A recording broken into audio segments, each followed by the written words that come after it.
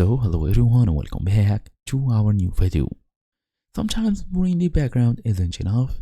Maybe you want to completely remove the background and replace it with something else.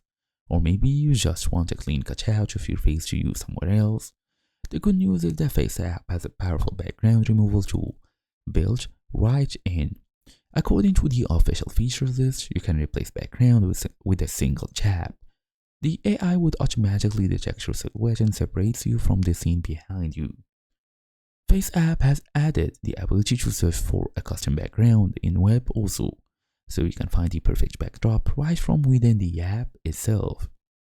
So in this guide I will show you how to completely remove your background and get a clean cutout of your face.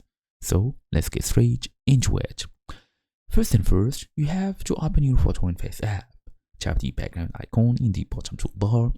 This will open the background replacement interface where you can remove, replace, or even blur what's behind you. Then you can use the erase or cutout feature. Look for a remove background button or an eraser tool. When you tap it, FaceApp's AI will automatically detect your face and body and attempt to separate you from the background.